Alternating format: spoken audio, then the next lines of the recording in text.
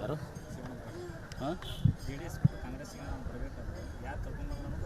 ನಾನು ಹೇಳಿದ್ನಲ್ಲ ನಾನೀಗ ಸ್ಪಷ್ಟವಾಗಿ ಹೇಳಿದ್ನಲ್ಲ ಈಗ ಇಷ್ಟೇ ಇದು ಏನು ಹೇಳಿದೆ ಎಷ್ಟೊತ್ತನ ಕತೆ ಇಷ್ಟೇ ಎಸ್ ಎಂ ಕೃಷ್ಣ ಮತ್ತು ಅವ್ರ ಗಿಡ ಏನಾಗಿದೆ ಗೊತ್ತಿಲ್ಲ ನನಗೆ ಗೊತ್ತಿಲ್ಲ ಅವ್ರ ಜೊತೆ ಮಾತಾಡಿ ಪದೇ ಯಾಕೆ ಇಷ್ಟೆಲ್ಲ ಹೇಳಿ ಸ್ಪಷ್ಟವಾಗಿ ಹೇಳಿದೆ ನಿಮಗೆ.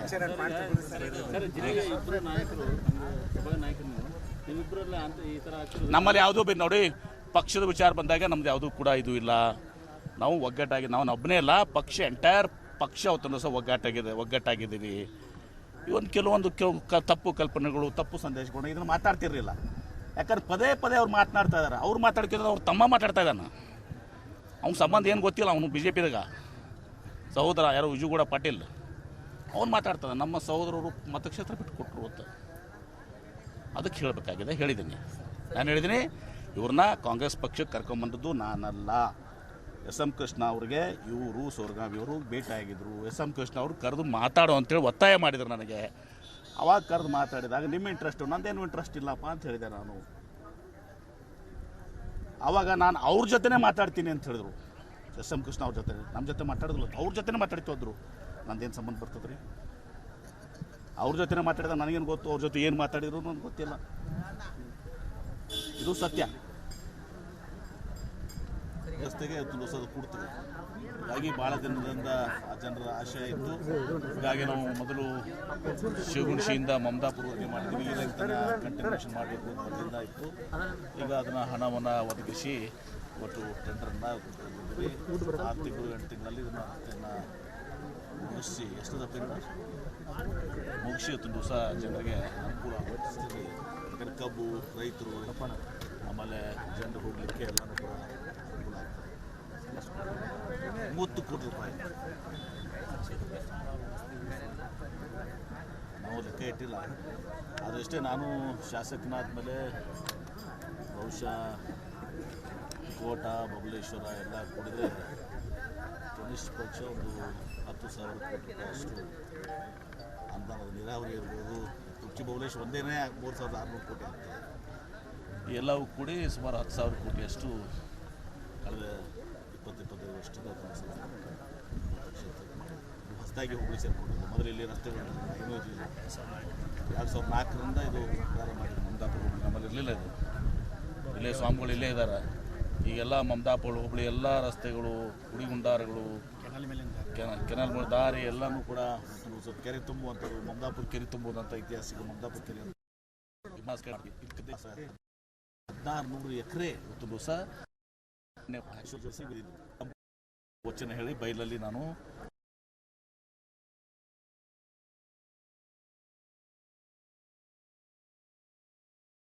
ಬೈಲಾಗಿದ್ದೀನಿ ಅಂತ ಹೇಳಿದರು. ಅದಕ್ಕೆ ಸಿದ್ದೇಶ್ವರ ಸ್ವಾಮೀಜಿಯವರು ನಮಗೆ ಸುತ್ತೂರು ಶ್ರೀಗಳು ಮತ್ತು ಕನ್ನೇರಿ ಶ್ರೀಗಳು ಸಿದ್ದರಾಮಯ್ಯ ಅವರ ನೇತೃತ್ವದಲ್ಲಿ ಏನು ಅವರು ಅವರ ಪ್ರಥಮ ಪುಣ್ಯಸ್ಮರಣೆ ಆಗಿತ್ತು. ಅವ್ರ ಆಶೀರ್ವಾದ ಈಡೇರಿಸುವಂಥ ಒಂದು ಸಹ ಕೆಲಸ ಮಾಡ್ತಾ ಇದ್ದೇವೆ. ಇಲ್ಲ ಸೈನ್ಸ್ ಮ್ಯೂಸಿಯಮ್ಮು, ಅಲ್ಲಿ ಪ್ರಾರ್ಥನಾ ಕೇಂದ್ರ ಎಲ್ಲವನ್ನು ಕೂಡ ಮಾಡಿ ಅದೊಂದು ಪ್ರವಾಸೋದ್ಯಮ ಇದನ್ನು ಎಲ್ಲವನ್ನು ಕೂಡ ಮಾಡ್ತೀವಿ. ಸರ್, ಈಗ ರಾಜ್ಯ ರಾಜಕಾರಣ ವಿಚಾರವನ್ನು CM ಹುದ್ದೆ ವಿಚಾರದಲ್ಲಿ ಶಿವಾನಂದ ಪಾಟೀಲ್ ನಾನು ನಿನ್ನೆನೇ ಬೆಂಗಳೂರಿನಲ್ಲಿ ಸ್ಟೇಟ್ಮೆಂಟ್ ಕೊಟ್ಟಿದ್ದೀನಿ. ಪದೇ ನಾನು ಸ್ಟೇಟ್ಮೆಂಟ್ ಕೊಡೋಕ್ಕೆ ಬಯಸ್ತೀನಿ. ನಿನ್ನೆ ಪೂರ್ತಿ ನಮ್ಮದೇ ಇದೆಯಲ್ಲ, ಫುಲ್ ಗಣೇಶ ಚತುರ್ಥಿ ನಮ್ಮದೇ ಆಗಿದೆ. ನಿನ್ನೆ ಫುಲ್ ಕೊಟ್ಟಿದ್ದೀನಿ ಸ್ಟೇಟ್ಮೆಂಟು. ಇಷ್ಟೇ ಹೇಳ್ತೀನಿ, ಭಾಳ ಸ್ಪಷ್ಟವಾಗಿ ನಿಮ್ಗೆ ಹೇಳಕ್ಕೆ ಬಯಸ್ತೇನೆ. ನಮ್ಮ ರಾಜ್ಯದಲ್ಲಿ ಸನ್ಮಾನ್ಯ ಸಿದ್ದರಾಮಯ್ಯನವರು ಮುಖ್ಯಮಂತ್ರಿ ಆಗಿದ್ದಾರೆ.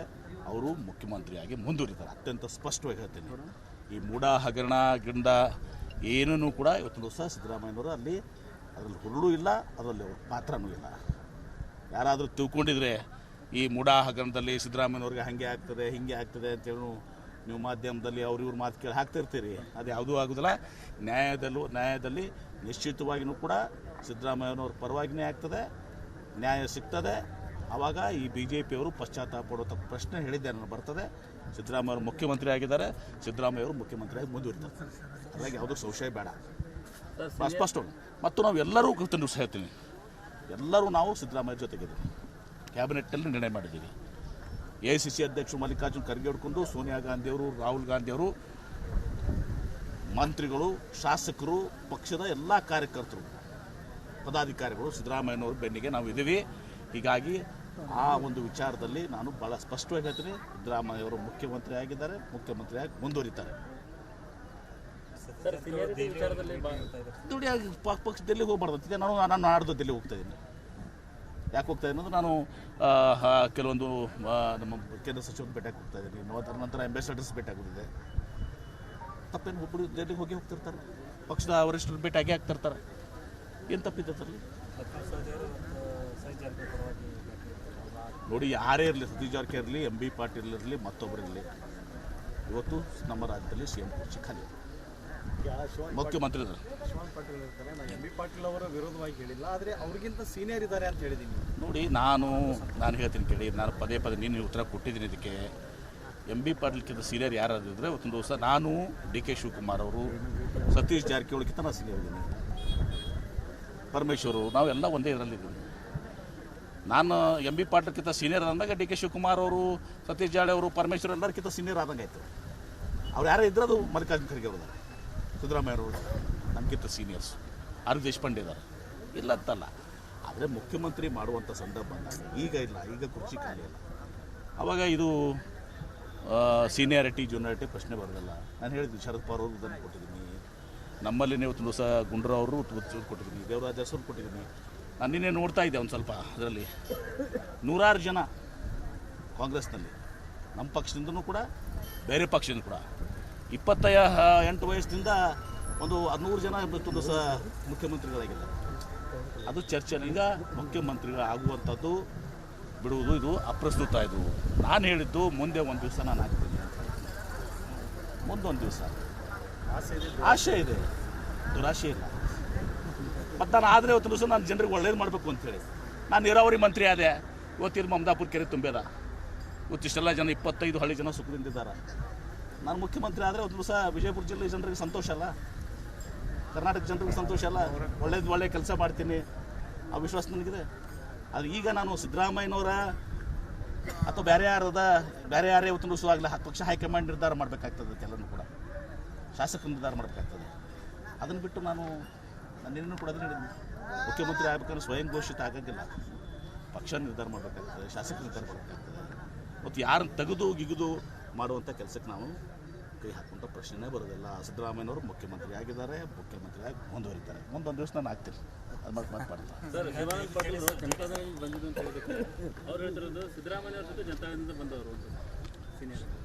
ಸಿದ್ದರಾಮಯ್ಯನವ್ರದ್ದು ಒಂದು ಎಲ್ಲ ಇದರಲ್ಲಿ ಕೂಡ ಭಾಳ ಒಂದು ಸ್ಪೆಷಲ್ ಕೇಸಸ್ ಇರ್ತದೆ.